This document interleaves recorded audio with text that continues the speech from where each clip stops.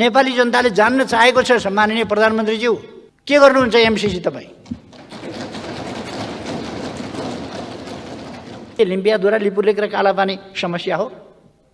हाम्रो अभिन्न भूभाग, हाम्रो पवित्र भूभाग समस्या हुन्छ। घाइतेहरूको उपचार गराउँछु भन्नुहोस् न, शरीरमा गोली भएकाहरूको गोली निकाल्छु भन्नुहोस् न। यदि सरकार सक्दैन भने शरीरमा गोली भएकाहरूलाई नेकपा एमालेको केन्द्रीय कार्यालय थापाथलीमा छ अहिले, त्यहाँ पठाइदिनुहोस्, म गर्छु। मूल गेटबाट, मूल ढोकाबाट आउनेछु।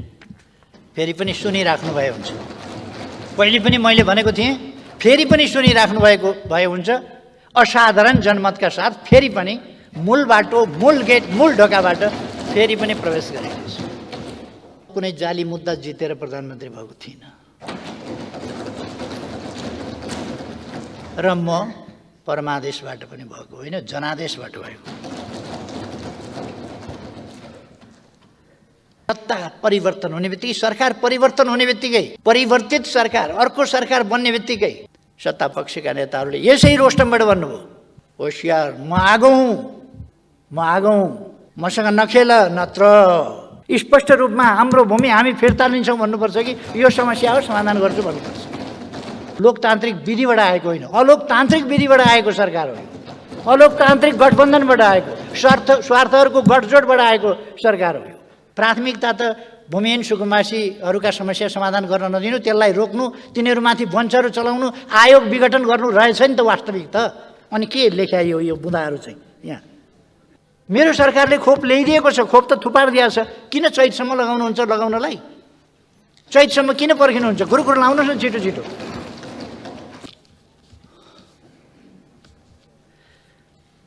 सम्माननीय सभामुख महोदय, बोल्नका लागि समय दिनुभएकोमा यहाँलाई धन्यवाद भन्न चाहन्छु।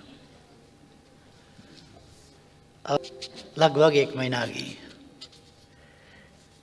सरकार परिवर्तन भएको छ र सरकार परिवर्तनको विषय लोकतन्त्रमा सामान्य कुरा नै हो। तर असामान्य ढङ्गले सरकार परिवर्तन भएकैले होला गठबन्धनका, सत्तापक्षीय गठबन्धनका मित्रहरू असाध्य हौसिनु भएको छ। दसैँ आए जसरी केटाकेटी आँगनमा नाचे जस्तो नाच्दै ठिक भएको छ। 1 महिनासम्म आज पनि मैले बसेर सुने। धन्यवाद र बधाई केका लागि भन्दा 1 महिना केही नगरेको हुनाले धन्यवाद र बधाई। खुब चल्यो, धन्यवाद र बधाई, बधाई धन्यवाद।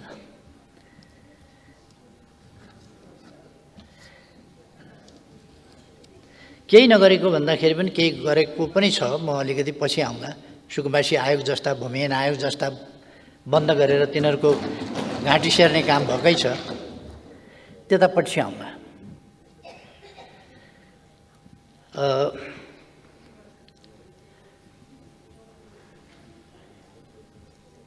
यो सरकार परिवर्तनको विषयलाई सायद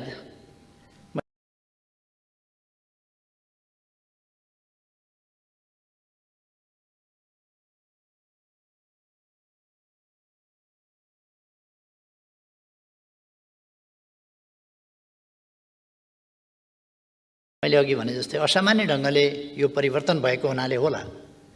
यसलाई विकृत क्रियाकलापहरू, त्यसबाट सरकार परिवर्तन हुने स्थिति बन्यो हो। त्यसमा पनि म अलिकति पछि जाउँला।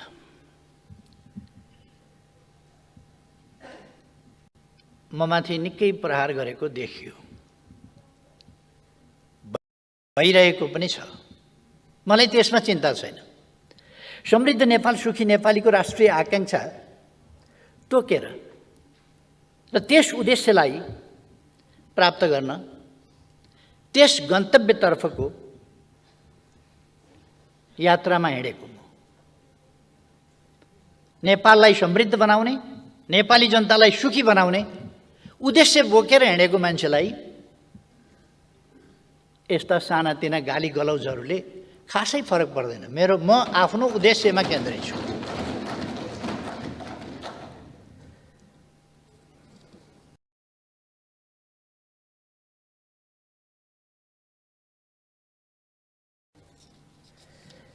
मेरा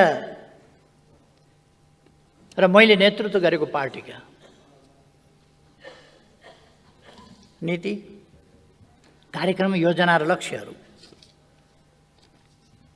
त्यसै अनुरूप तय गर्दै तदनुसारकै व्यवहार र प्रयास मेरो नेतृत्वको सरकारले गर्यो।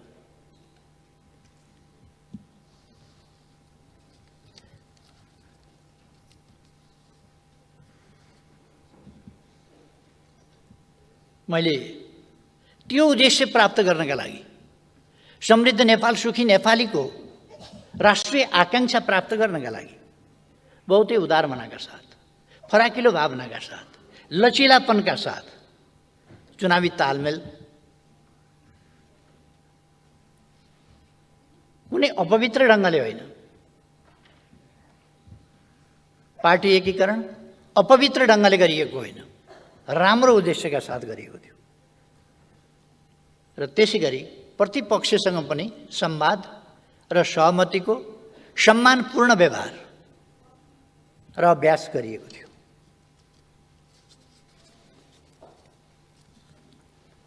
र त्यसका साथै सहकार्य गर्दै अगाडि बढ्ने नीति पनि लिएको थियो।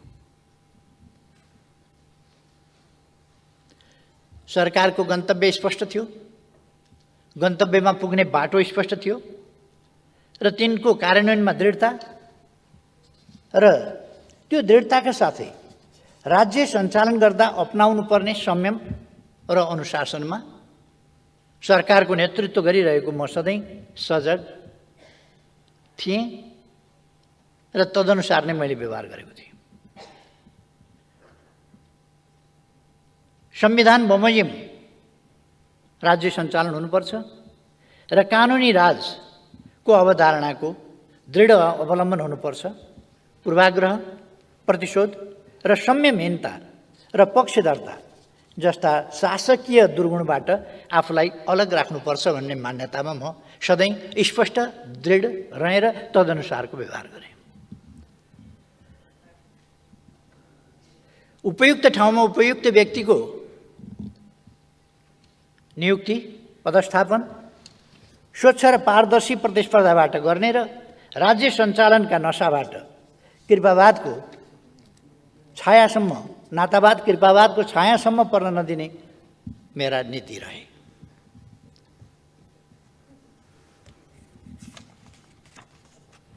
मैले आफू मात्रै होइन, मसँग सहयात्रा गरिरहेका साथीहरूलाई पनि मैले ती नीतिहरूमा अडिग रहन र तिनलाई अवलम्बन गर्न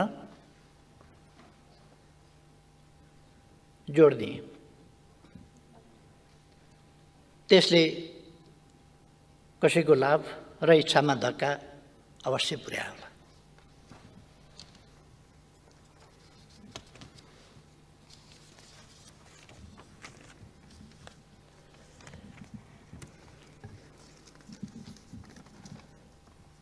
केही व्यक्तिहरूका इच्छामा मेरा नीतिहरूले जो मैले गलत कुराहरूसँग सम्झौता गरिनँ त्यसले तुच्छरापात पनि भयो होला, अपेक्षा तत्काल पुरा भएनन् होला या पुरा हुने लक्षण पनि देखिएन होला।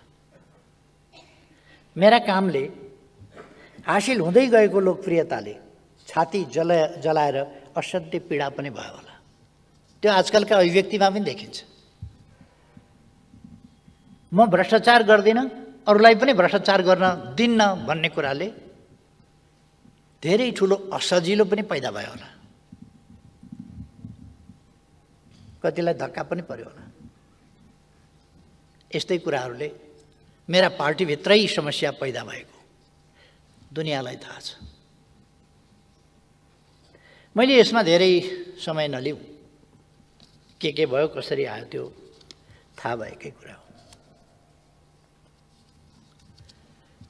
सभामुख महोदय, म एउटा कुरा दोहोऱ्याउन चाहन्छु। म यो देश र यस देशका जनताको सेवाको निम्ति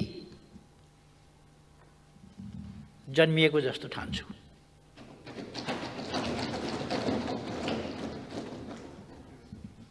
म प्रधानमन्त्री हुन जन्मिएको होइन, काम गर्दै जाँदा प्रधानमन्त्री पनि भएँ।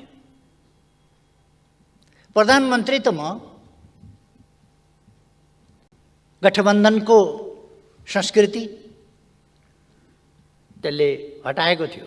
त्यति बेला मैले त्यस बेला भनेको थिएँ, म झ्यालबाट होइन, जस्केलाबाट होइन, छिँडीबाट होइन, भेन्टिलेटरतिरबाट होइन कि भेन्टिलेसनबाट होइन, म मूल ढोकाबाट, मूल बाटोबाट, मूल गेटबाट, मूल ढोकाबाट आउनेछु। फेरि पनि सुनिराख्नु भए हुन्छ। पहिले पनि मैले भनेको थिएँ, फेरि पनि सुनिराख्नु भएको भए हुन्छ। असाधारण जनमतका साथ फेरि पनि मूल बाटो, मूल गेट, मूल ढोकाबाट फेरि पनि प्रवेश गरेको छु।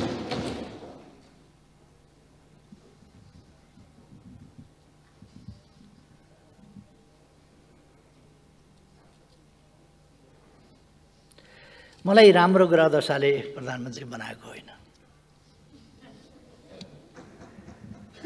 मेरा काम हेरेर नेपाली जनताले मत दिएर प्रधानमन्त्री बनाएको, नेपाली जनताले।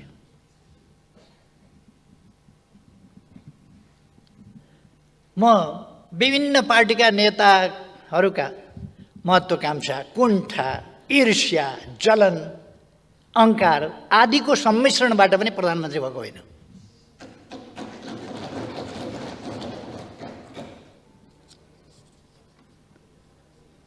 विभिन्न स्वार्थहरूको प्राप्तिका प्रयासहरूको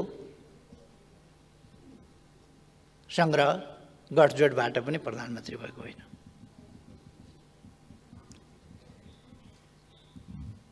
त्यस्ता विभिन्न असफलताहरूको फ्रिक्सन, त्यस फ्रिक्सनबाट उछिटिएर मेरो भागमा प्रधानमन्त्री पनि आएको होइन।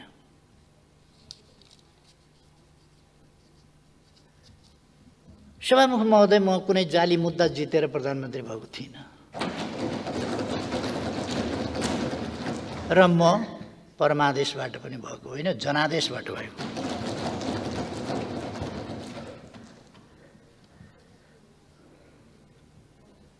प्रधानमन्त्रीको पदमा विश्वास गर्छु, दाइजो, दान, दातव्य वा जजमानबाट, जजमानीबाट प्राप्त हुने चिज होइन।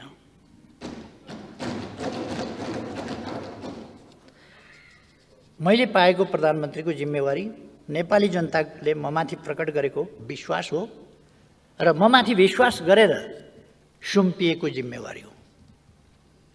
अपवित्र, अनुचित, असामयिक, असान्दर्भिक, अलोकतान्त्रिक, असंवैधानिक गठबन्धनबाट त्यो जिम्मेवारी खोसिया छ। राजनीतिमा कहिले कहिले यस्तो हुन्छ, हुँदो रहेछ।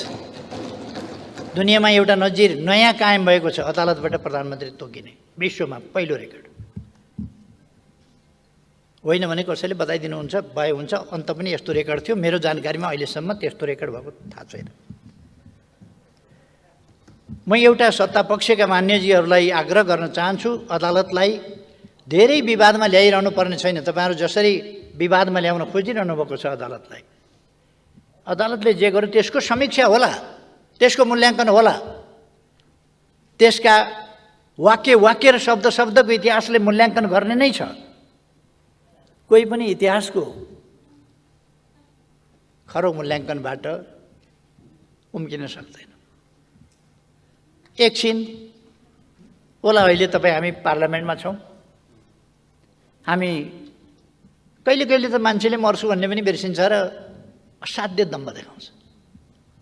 कहिले कहिले मान्छेले सधैँ म यहीँ भइरहने होइन है भन्ने कुरा पनि बिर्सिन्छ र दम्भ देखाउँछ।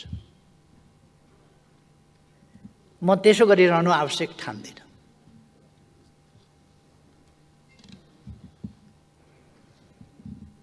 त्यसर्थ मलाई प्रधानमन्त्रीबाट हट्नु परेकोमा किञ्चित चिन्ता छैन। चिन्ता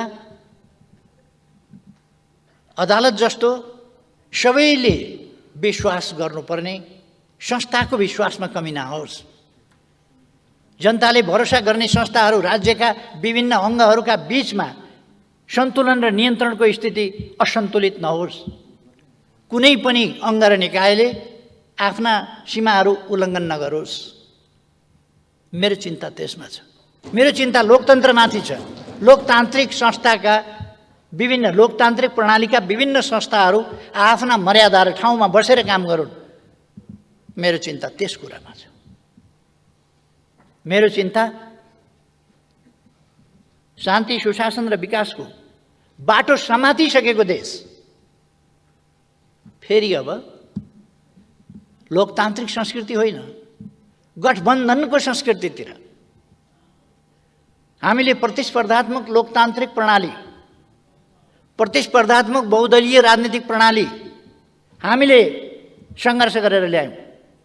त्यो प्रणालीबाट, त्यो संस्कृतिबाट, त्यो लोकतान्त्रिक संस्कृतिबाट बद्दा अलोकतान्त्रिक स्वार्थहरूको गठबन्धनको संस्कृतितर्फ देश जान थाल्यो।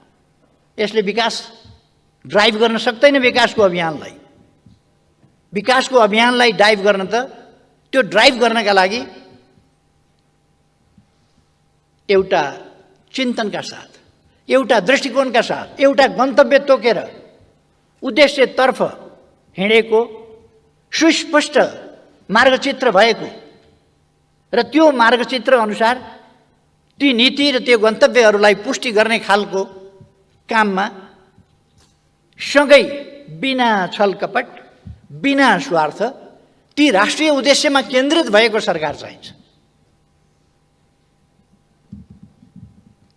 त्यस्तो भएन भने स्वार्थहरूको गठजोडबाट, गठबन्धनबाट, विभिन्न स्वार्थहरूका तानातानहरूका बीचबाट राष्ट्रको विकासको अपेक्षा मृगमरीचिका हुनेछ।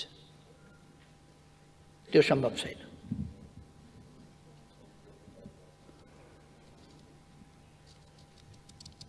विकासको बाटो समातिसकेको, शान्तिको बाटो समातिसकेको, सुशासनको बाटो समातिसकेको, एउटा जनतामा एउटा आशा भरोसाको परिस्थिति निर्माण गरिसकेको अवस्थामा अब देशको भविष्य के होला?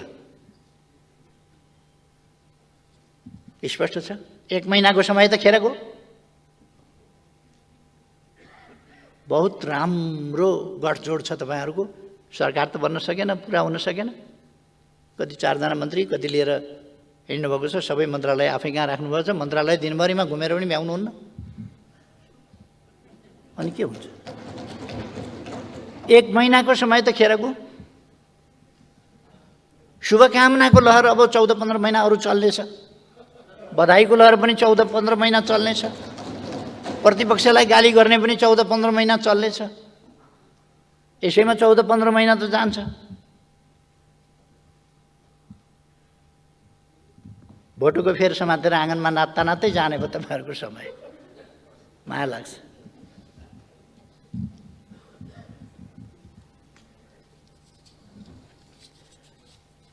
मलाई चिन्ता त्यो कुरामा हो। देशको विकासको यो प्रतिपक्षको सुन्नुभएको छ नि, यसलाई सुनेर सम्बोधन गर्नुहोस्, जवाफ दिनुहोस्, मेरो अहिलेको भनाइलाई असफल बनाइदिनुहोस्, विकासको तेज रफ्तारमा गति चढाउनुहोस्। तर सम्भव छैन। सम्भव छैन।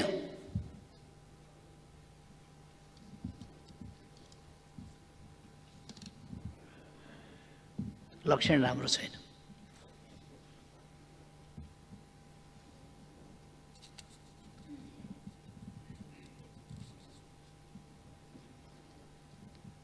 अहिले के गर्दै हुनुहुन्छ? सत्ता परिवर्तन हुने बित्तिकै, सरकार परिवर्तन हुने बित्तिकै, परिवर्तित सरकार, अर्को सरकार बन्ने बित्तिकै सत्ता पक्षका नेताहरूले यसै रोस्टमबाट भन्नुभयो, होशियार, म आगौँ, मसँग नखेल नत्र भन्नुभयो। मलाई थाहा छ उहाँले विगतमा लगाएको, देशमा लगाएको डडेलो म सम्झिन्छु। उहाँ आगो हो थाहा छ, डढेलो लगाउनुहुन्छ, तर 1-2 बाल्टी पानीले निभाएको पनि सम्झना रहोस्। यस्तो डढेलो निभाउन ओर्न हामीलाई पनि आउँछ। यस्ता आगो सागो निभाउन पानी खनाउनुपर्छ, पानी। तर प्रतिपक्षलाई धम्क्याउने, सरकार बन्दैछ बाबा, धम्की, म आगो हुँ, धम्की, मसँग नखेल, धम्की।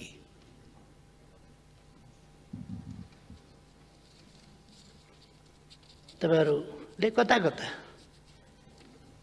अहिले भर्खर अस्तिका दिन सडकमा एउटा कागज वितरण गरेका देखेँ मैले।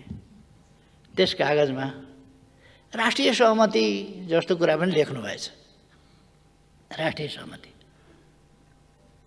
प्रतिपक्षलाई गाली गरेर, सरापेर, सत्तो सराप गरेर राष्ट्रिय सहमति। कस्तो राम्रो बाटो निकाल्नु भएको, कस्तो राम्रो तरिका।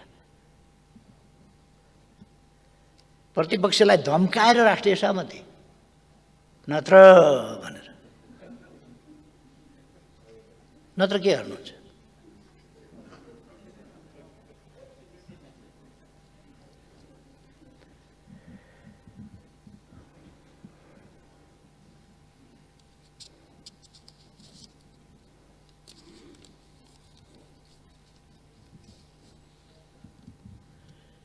अघिल्लो सरकारका पालाका निकै बदखुवाई गर्न खोज्नुभयो।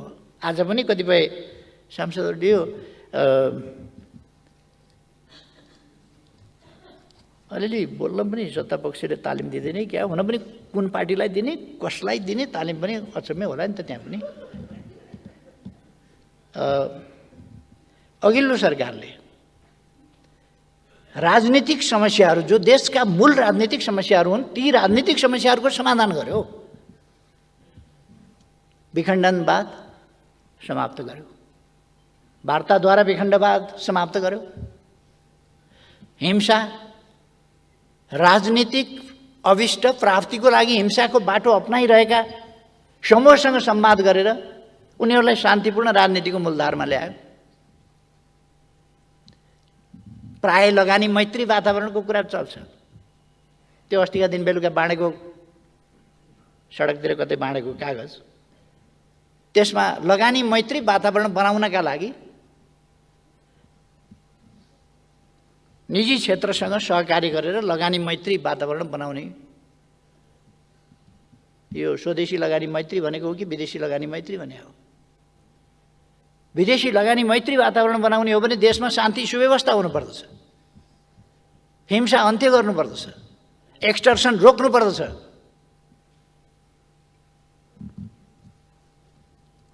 अनि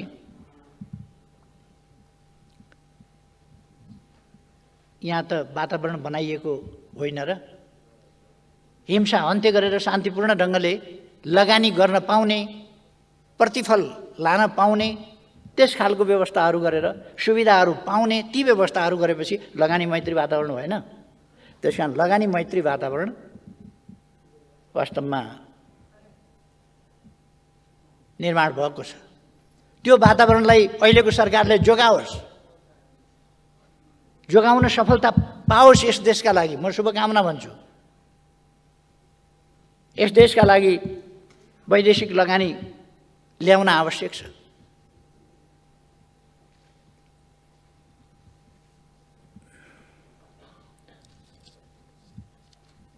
संविधानको सर्वस्वीकार्यताको बेसरी चर्चा चल्थ्यो। आज संविधानको सर्वस्वीकार्यता संविधान संशोधनको सन्दर्भमा होस् या अरू सन्दर्भमा होस्, राजनीतिक सन्दर्भमा होस्, संविधानको सर्वस्वीकार्यतामा अब समस्या छैन। सबैले संविधान स्वीकारेको छ। अब कहीँ कतै कमी लाग्न सक्छ, त्यसलाई संशोधन गर्नुपर्छ भन्ने कुरा बेग्लै कुरा हो। संविधान संशोधन गर्नुपर्छ भन्ने कुरा त पर्न सक्छ, आवश्यकता पर्यो भने संविधान संशोधन हुन सक्छ, गर्नुपर्छ, त्यो स्वाभाविक कुरा हो। त्यसलाई संविधानको अस्वीकार्यता भन्न सकिँदैन। तर आज संविधानको स्वीकार्यता, सर्वस्वीकार्यता भनेको छ। थरुहटसँगका समस्याहरू समाधान भएका छन्। अरूसँग यस्ता सहमतिहरू र यस्ता राजनीतिक उपलब्धिहरूको महत्त्व अहिलेको सरकारले बुझोस् भन्ने मेरो आग्रह छ। राजनीतिक उपलब्धिहरूको महत्त्व बुझोस् र यस्ता कुराहरूलाई सरकार भनेको एउटा निरन्तरताको कुरा पनि हो। अर्को सरकार फेरियो भने त्यस अघिल्ला सरकारले गरेका काम कारबाहीहरू, नीति निर्णयहरू, ती राम्रा कुराहरूलाई अगाडि बढाउनुपर्छ र कुनै सहमति गरेको छ सरकारले भने त्यसलाई पछाडि आउने सरकारले त्यसलाई अगाडि बढाउनुपर्छ। हिजो जुन विभिन्न राजनीतिक शक्तिहरूसँग अघिल्लो सरकारले सहमति गरेर ठुला उपलब्धिहरू हासिल गरेको छ, ती उपलब्धिहरूलाई कदर गर्नुपर्छ, तिनलाई कार्यान्वयन बाँकी रहेकाहरूलाई कार्यान्वयनमा लानुपर्छ। त्यतापट्टि म ध्यानाकर्षण गर्न चाहन्छु। अन्तर्राष्ट्रिय सम्बन्धमा गरेका उपलब्धिहरू, राष्ट्रियताको सन्दर्भमा गरेका उपलब्धिहरू, राष्ट्रिय भूमिलाई, आफ्नो देशको भूभागलाई सामेल गरेर नक्सा जारी गरिएको, संविधानको अनुसूचीमा परिवर्तन गरिएको, संविधान संशोधन गरिएको, त्यसमा राष्ट्रलाई एकजुट बनाइएको, यी उपलब्धिहरू आज त सत्ता पक्षले बाहिरबाट धम्काउने र गोलाबारी गर्ने गरेको छ। संवादहीनताको स्थिति छ। सत्ता पक्ष प्रतिपक्षको संवादहीनताको स्थिति छ। अहिले सत्ता पक्ष उन्मादमा छ, ठेगान लगाइदिन्छौँ भन्ने उन्मादमा छ। संवादहीनताको स्थिति छ। तर हिजो अन्तर्राष्ट्रिय क्षेत्रमा, अन्तर्राष्ट्रिय सम्बन्धका क्षेत्रमा छिमेकीहरूसँग पारस्परिक लाभ, पारस्परिक सम्मानको आधारमा गरिएका सन्तुलित छिमेक सम्बन्ध, सन्तुलित व्यवहारिक ती सम्बन्धहरू राष्ट्रिय स्वाभिमानलाई झुक्न नदिएर, बोल्न नसकेर होइन, नबोलेर होइन। सभामुख महोदयले आज भन्नुभयो, सरकारले सकेसम्म छिटै छानबिन गरेर भएको तथ्य के हो, दार्चुलाको ट्विनबाट झरेर मरेको व्यक्ति, त्यसमा पनि अलिकति भ्रम पनि फिजाउनु भएको छ। फेरि के बेहुलीको समयमा ट्विन हटाउँछु भन्थ्यो, त्यो ठेका लागिसकेका कुरा हो। त्यसभन्दा अगाडि, म आउनुभन्दा अगाडि उता इन्डिया सरकारले कुनै पनि पुल बनाउन पारिपट्टि सहमति दिँदैनथ्यो। मैले कुरा गरेर सहमति लिएपछि ट्विनहरू विस्थापन भएका छन्, पुलहरू बनेका छन् र त्यो त सम्माननीय प्रधानमन्त्रीजीलाई थाहा छ। उहाँको घरबाट पारिपट्टि पिथौरागढ जानु पर्यो भने अघिल्लो सरकारले हालिदिएको पुल तरेर जानुपर्छ।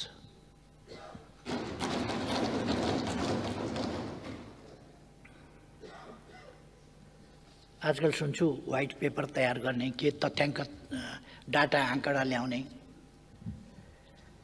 ल्याए हुन्छ।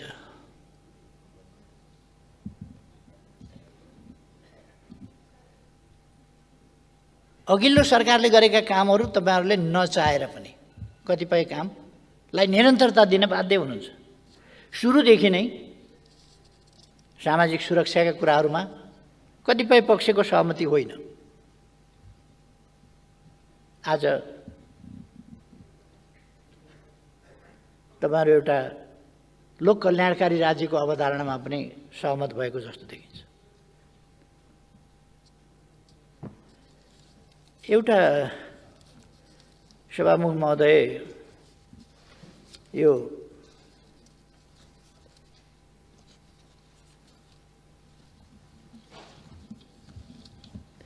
अस्तिका दिन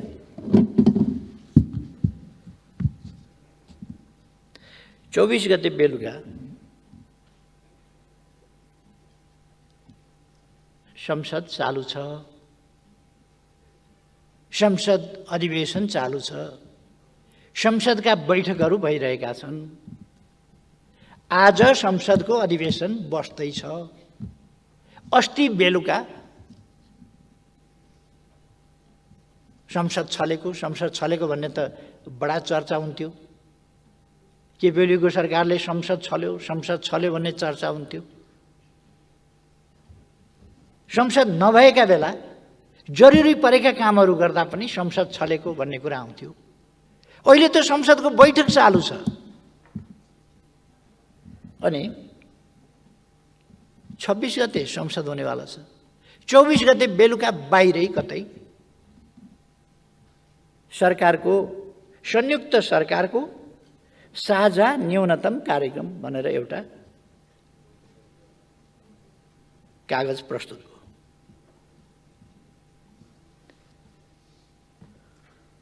संयुक्त सरकारको साझा न्यूनतम कार्यक्रम। संयुक्त सरकारको न्यूनतम कार्यक्रम भनेपछि यो साझा सहकारी किन लेख्नु पर्यो? यो साझा सरकारको कार्यक्रम हो कि साझा कार्यक्रम हो? साझाको कार्यक्रम हो यो। संयुक्त सरकारको साझा। संयुक्त सरकारको भनेपछि त त्यो सरकारको त आइसक्यो त्यहाँ। साझा भए पनि संयुक्त भए पनि सगोलको भए पनि जेसुकै भइसके पनि आयो। फेरि साझा।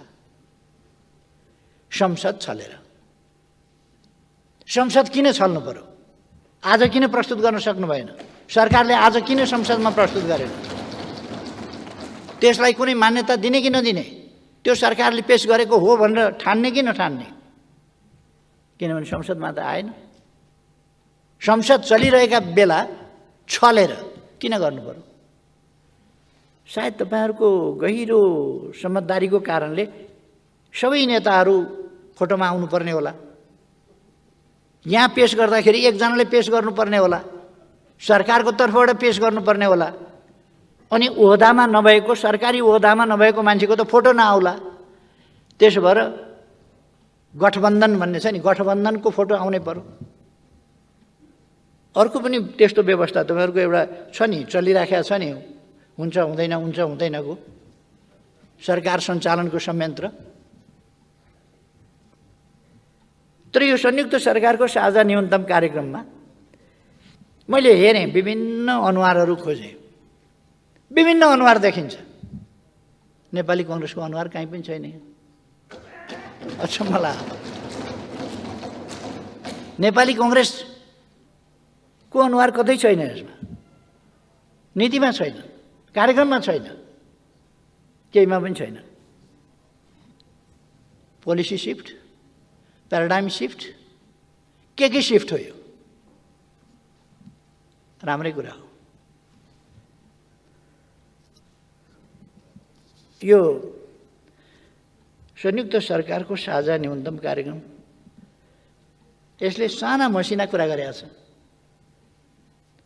अहिलेको गठबन्धन सरकारमा हुँदा एमसीसी गर्नुभएको थियो जस्तो लाग्छ तपाईहरुले। एमसीसी गर्नुभएको थियो। एमसीसी को बारेमा त यो संयुक्त सरकारको साझा न्यूनतम कार्यक्रम। एमसीसी बिर्सिनु भयो क्या? एमसीसी त यहाँ त खोइ मैले त देखिनँ यता कतै। एमसीसी छैन कहीँ।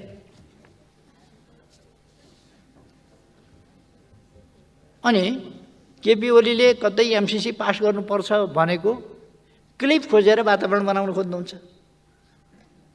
गाली गर्ने, फेरि मेरै क्लिप बजाएर वातावरण बनाउन खोज्ने। तपाईहरुको कार्यक्रम संयुक्त सरकारको साझा न्यूनतम कार्यक्रममा एमसीसी के गर्नुहुन्छ भन्नु परेन? चुपचाप लागेर। नेपाली जनताले जान्न चाहेको छ सम्माननीय प्रधानमन्त्रीज्यू, के गर्नुहुन्छ एमसीसी तपाईँ? तपाईँ त बहुत मजबुत प्रधानमन्त्री हुनुहुन्छ। 165 सिट तपाईको साथमा छ, तपाईको पछाडी छ, स्ट्रङ। कसैको सपोर्ट चाहिँदैन, कसैको मद्दत चाहिँदैन। त्यो 165 को सबल जत्थाले के भन्छ? एमसीसी पास गर्ने, फेल गर्ने, के चुप लाग्छ?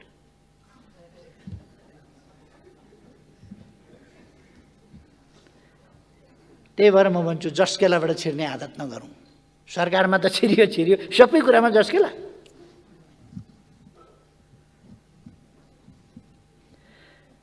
संयुक्त सरकारको साझा न्यूनतम कार्यक्रममा लिम्पियाधुरा, लिपुलेक र कालापानी भारतसँग वार्ता गरेर फिर्ता ल्याउँछु भन्न किन सक्नु भएन तपाईँले? लिम्पियाधुरा, लिपुलेक र कालापानी भनेको समस्या हो भनेर समस्यामा राख्नुपर्छ। समस्यामा के लिम्पियाधुरा, लिपुलेक र कालापानी समस्या हो? हाम्रो अभिन्न भूभाग, हाम्रो पवित्र भूभाग समस्या हुन्छ? समस्या समाधान गर्ने यो भने के? यो समस्या हो भने त तपाईँले छोडिदियो भनेदेखि त समस्या समाधान होला नि। के भनेको यो समस्या समाधान गर्छु भनेको? स्पष्ट रूपमा हाम्रो भूमि हामी फिर्ता लिन्छौँ भन्नुपर्छ कि यो समस्या हो समाधान गर्छु भन्नुपर्छ? यस्तो खुट्टा कमाउनु पर्ने कसले बनायो? कसले बनायो यस्तो खुट्टा कमाउनु पर्ने? अघिल्लो सरकार यस्तो थियो, उस्तो थियो, अनेक थियो, सबै थियो, तर यति त आँट गरेर कमसेकम नक्सा बनाउँथ्यो, छाप्थ्यो, संविधान संशोधन गर्थ्यो, त्यसलाई संविधानको अङ्ग बनाउँथ्यो, भारतलाई पत्राचार गर्थ्यो, संवाद गर्थ्यो। अहिले लिम्पियाधुरा, लिपुलेक र कालापानी समस्या हो। समस्या होइन, त्यो हाम्रो भूभाग हो, पवित्र भूभाग हो, त्यो फिर्ता लिनुहोस्।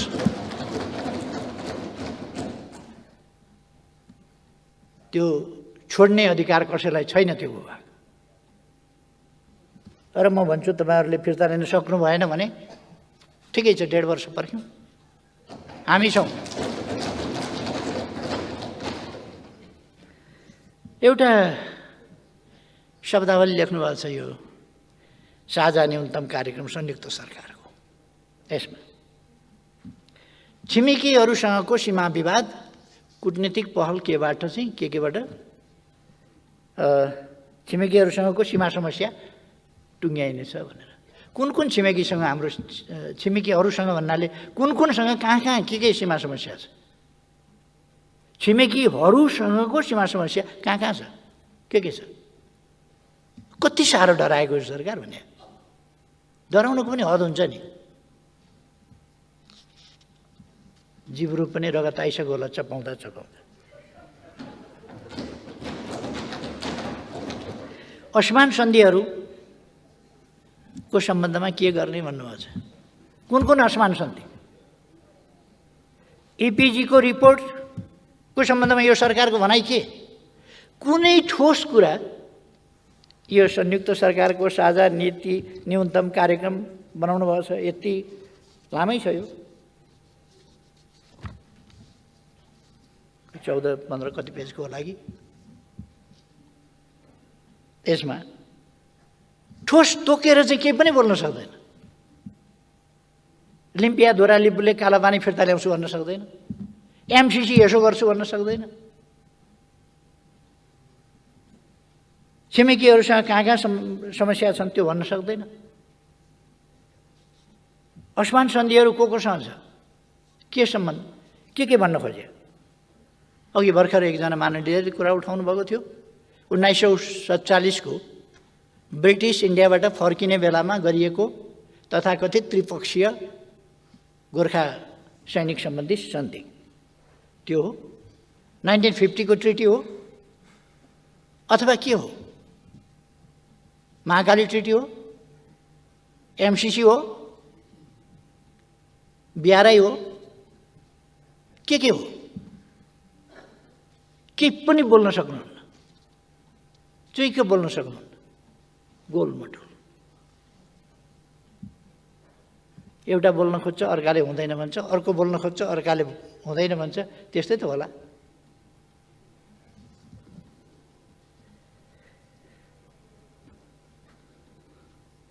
तपाईहरु यति बोल्न नसक्ने त होइन, कमसेकम मेरो विश्वास मैले लगाएको कमसेकम आरोप नि एमसिसी किन बिर्सियो भन्ने कमसेकम सम्माननीय प्रधानमन्त्रीज्यू ठोक्केर भन्नुस् त एमसिसी को सम्बन्धमा यो नीति हो सरकारको, दिनुस् जवाफ। भन्नुहोस् लिम्पिया दुराली बुलेक र कालापानी वार्ता गरेर फिर्ता ल्याउँछु, लेखाइमा तलमाथि केही भयो होला, यो हो नीति भन्नुहोस्। छिमेकी कुन छिमेकीसँग कहाँ कुन सीमा समस्या हो त्यो तोकेर भन्नुहोस्।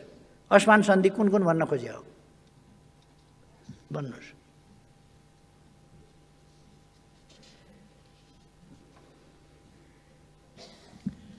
भ्रष्टाचार विरुद्धको कारबाही गर्ने भन्नुभएको छ, खुसी लाग्यो। खुसी लाग्यो कारबाही थाल्ने र कारबाही अगाडि बढाउने भनेर, छानबिन गर्ने र कारबाही बढाउने भनेर राम्रो कुरा हो। यो अब साँच्चै हुन्छ कि त अगाडिदेखि त्यो भ्रष्टाचारका थुप्रै कुराहरू उठिराखेका छन्। उठ्या छ, क्यान्टनमेन्टको यत्रो कुरा पनि उठेकै छ। यसपल्ट पक्कै पनि यत्रो गठबन्धनको सरकारले यस कुराको छिनोफानो गरेर नेपाली जनतालाई जवाफ दिनेछ। क्यान्टनमेन्टको छानबिन गर्छु।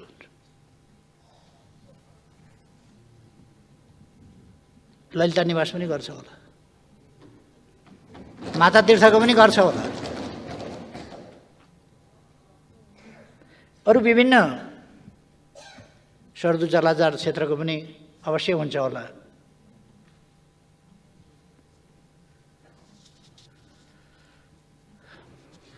मैले आशा मात्रै गरौँ, यो कुनै राजनीतिक प्रतिशोधका लागि बोल्न खोजिएको, धम्काउन खोजिएको विषय होइन होला। सभामुख महोदय, यसमा द्वन्द्व पीडितलाई सम्मान गर्ने पनि भनेको छ। द्वन्द्व पीडितलाई सम्मान, पहिलो कुरो द्वन्द्व पीडितहरूलाई न्याय दिनुहोस्। तपाईँले बुट्टे खादा उडाइदिएर अल्मल्याउन खोजेको द्वन्द्व पीडितहरूलाई? घाइतेहरूको उपचार गराउँछु भन्नुहोस् न, शरीरमा गोली भएकाहरूको गोली निकाल्छु भन्नुहोस् न। यदि सरकार सक्दैन भने शरीरमा गोली भएकाहरूलाई नेकपा एमालेको केन्द्रीय कार्यालय थापाथलीमा छ अहिले, त्यहाँ पठाइदिनुहोस्, म गर्छु।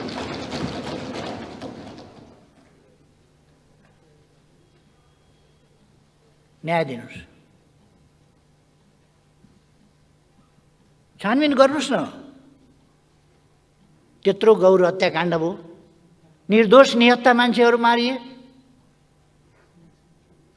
अराजकता, अनुशासनहीनता, दण्डहीनताको अन्त्य गर्छु भन्नुभएको छ यस संयुक्त सरकारको साझा न्यूनतम कार्यक्रम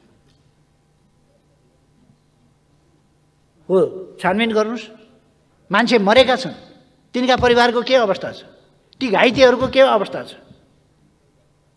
को त्यो हत्याकाण्डको आयोजक, कसले त्यो हत्याकाण्ड गरायो, त्यो गर्नुहोस्।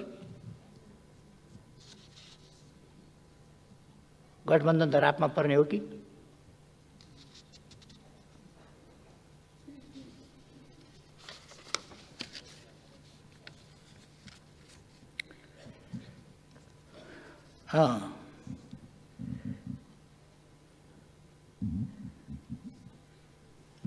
अब लोकतान्त्रिक संस्कृति होइन, तपाईहरुले आपसी संवाद, सहमति र सहकार्य मार्फत गठबन्धनको संस्कृति विकास गर्न। लोकतान्त्रिक संस्कृति होइन, गठबन्धनको, अपवित्र स्वार्थका लेनदेनको, देशप्रति समर्पित होइन, एउटा नीति कार्यक्रम बोकेको होइन।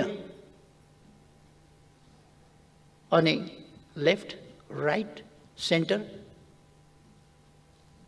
अगाडि पछाडि, दायाँ बायाँ नीतिहरूको विविधता कतै जोडिँदैन, विचारहरू कतै जोडिँदैनन्। सत्ता मात्रै सब कुछ होइन। सत्ता देशको सेवा गर्ने, देशलाई अगाडि बढाउने एउटा माध्यम हुनुपर्दछ। सरकार देश सेवाको माध्यम हुनुपर्दछ, विकासको इन्स्ट्रुमेन्ट हुनुपर्दछ, सुशासनका लागि इन्स्ट्रुमेन्ट हुनुपर्दछ। सरकार स्वार्थहरू बाँडचुँड गरेर भाग शान्ति जय नेपाल गर्ने होइन।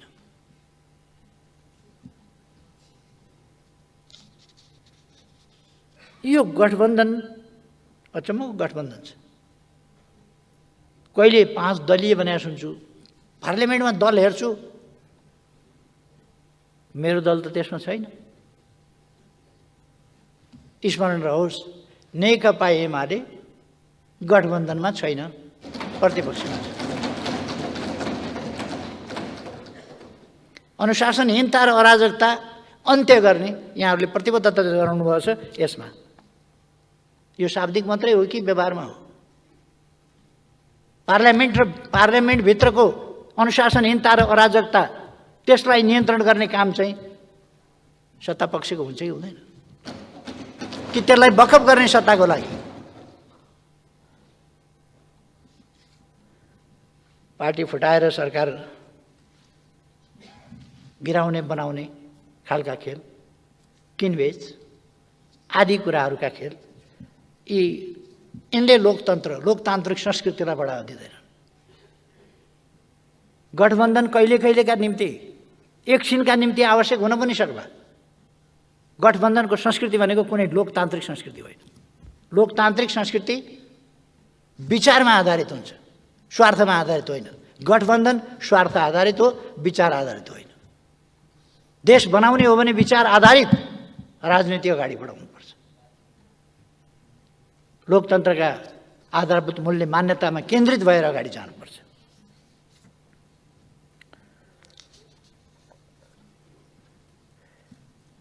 तपाईँहरूले यहाँ कहिले कहिले 5 दल भन्नुभएको छ। अहिले यहाँ चाहिँ नेपाली काङ्ग्रेस, नेपाल कम्युनिस्ट पार्टी, माओवादी केन्द्र र जनता समाजवादी पार्टी नेपाल तथा संयुक्त सरकारलाई समर्थन गर्ने दलहरू को हुन् ती? दलहरू कहाँबाट आए? पार्लियामेन्टमा गन्दा त देखिँदैन। राप्रपाले तपाईँहरूलाई समर्थन गरेका देख्दिनँ, नेमकिपाले तपाईँहरूलाई समर्थन गरेका देख्दिनँ, नेकपा एमाले समर्थन गरेको देख्दिनँ। अनि दलहरू कहाँबाट आए तपाईँहरूलाई समर्थन गर्ने? यो पार्लियामेन्टमा त निश्चित दल होला नि त। दलहरू कहाँबाट आए? कि विगतमा गरेका वा भविष्यमा गर्ने? त्यो पनि जोड्नुभएको हो अपेक्षाका साथ। यहाँ तपाईँहरूले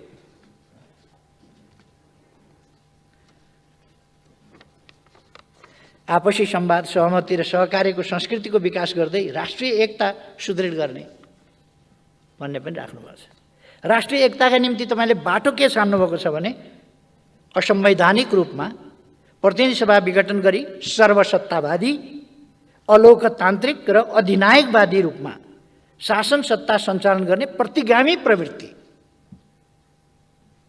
प्रतिगमन भनेको त सम्माननीय प्रधानमन्त्रीज्यू 61 साल माघ 19 गते यहाँले बुझाउनु भएको बेलाकोलाई भनिन्छ।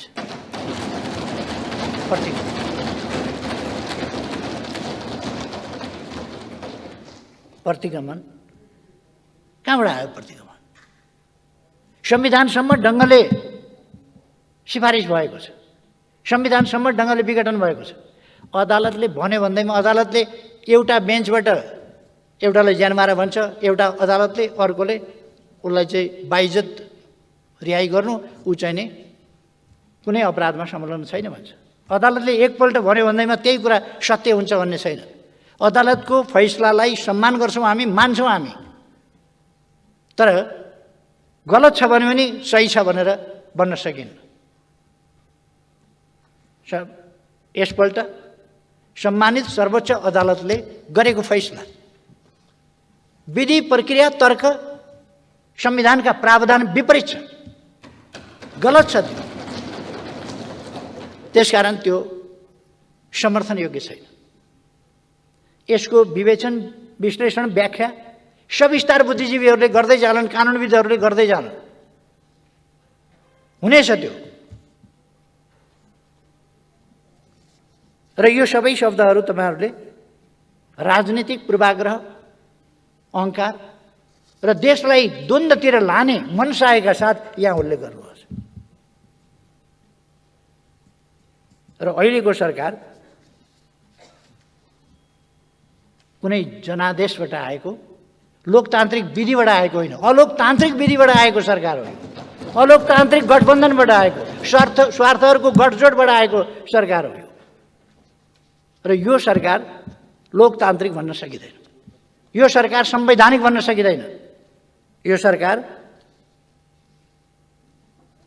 सर्वसत्तावादी हुन खोज्ने मनसाय भएको। आउने बित्तिकै यसले पहिले कसमाथि वञ्चरो चलायो भन्दा भूमिहीन सुकुम्बासीहरूमाथि वञ्चरो चलायो। कसको सरकार भन्ने कुरा त्यसबाट देखिँदैन।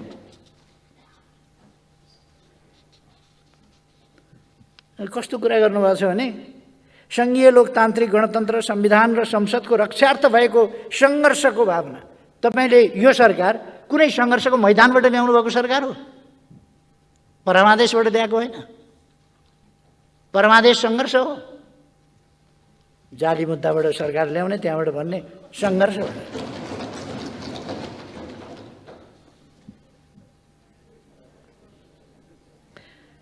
सरकारका संयुक्त सरकारका प्राथमिकताहरू राख्नुभएको छ। प्राथमिकता त भूमिहीन सुकुम्बासीहरूका समस्या समाधान गर्न नदिनु, त्यसलाई रोक्नु, तिनीहरूमाथि वञ्चरो चलाउनु, आयोग विघटन गर्नु रहेछ नि त वास्तविक त। अनि के लेख्या यो बुँदाहरू चाहिँ यहाँ के बुँदा लेख्या? काम त त्यही हो नि त। तपाईँको प्राथमिकता के हो भन्दाखेरि गरिबमाथि हाना वञ्चरो, त्यही होइन तपाईँको प्राथमिकता। अनि भन्दाखेरि चाहिँ अरू प्राथमिकता हेरेँ मैले। यो सुकुम्बासी आयोग विघटन गर्ने, गरिबलाई चाहिँ मार हान्ने, गरिबको बिचल्ली पार्ने प्राथमिकतामा छ कि छैन भनेर हेरेको, सबै नकली कुरा छ। प्राथमिकता सकली कुरै छैन। कर्मचारी पञ्चनी गर्ने, जो स्वाभाविक रूपमा त्यहीँबाट बढेर आएको कर्मचारी छ, प्रमोसन हुँदै आएको कर्मचारी छ, त्यसलाई दबावका दबाव छ। राजीनामा गर कि गर भनेको छ। हरेकलाई 900 कतिजना भयो अरे, 40-41 महिनामा 900 कतिजनाको पद रिक्त हुन्छ, मान्छे आउँछ। अनि त्यसबिचमा के खाली नै रहन्छ त? सबै देश ठप्प हुन्छ। आयो होला 900, 1000 आयो होला, विधिसम्म ढङ्गले आयो। अनि यो राजनीतिकरण गरेर तपाईँहरू विधिसम्म त आएका मान्छे सबै फाँडेर काङ्ग्रेस राख्नुपर्ने त्यहाँ के जरुरी छ? अथवा तपाईँका तथाकथित गठबन्धनका मान्छेहरू सबै भर्ना गर्नुपर्ने के आवश्यकता छ? त्यो गर्नुभएको छ।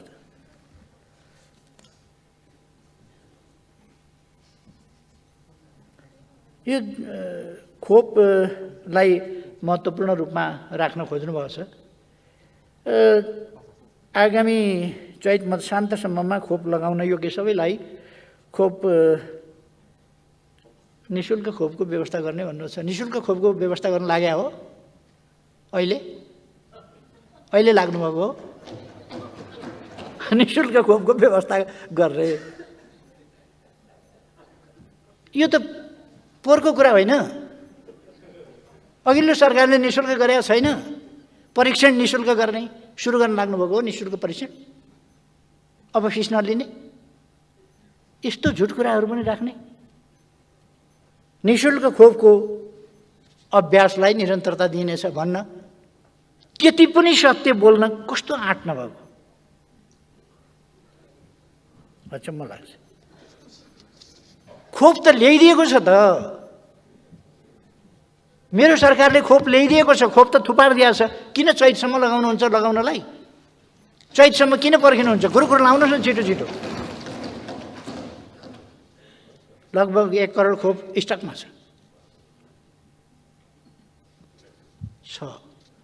आउँदैछ। एकैचोटि ल्याएर त राख्न भएन, त्यो आउँदैछ, आइरहेको छ।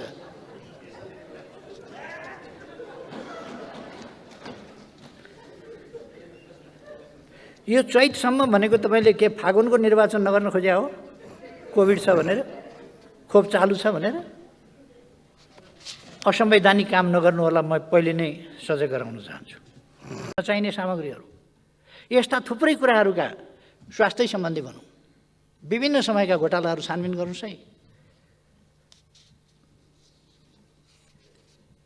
एउटा अचम्म लाग्यो मलाई, सुरक्षा नीतिमा आवश्यक परिमार्जन गरी, सुरक्षा नीति भनेको दिनदिनै परिमार्जन गर्ने कुरा होइन।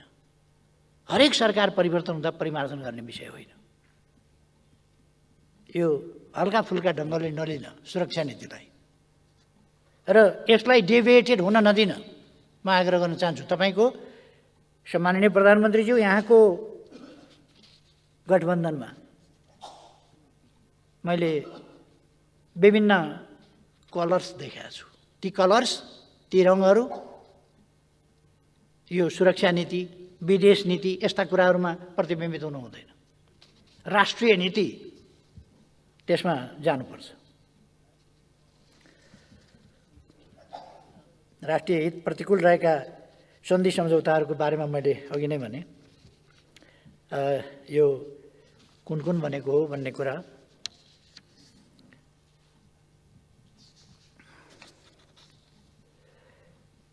यो सङ्घीय लोकतान्त्रिक गणतन्त्रलाई संस्थागत गर्न संविधानमा उल्लेखित साझा अधिकारका सूचीसँग सम्बन्धित कानुन लगायत अन्य आवश्यक ऐन कानुनहरू प्राथमिकताका साथ तर्जुमा गर्ने।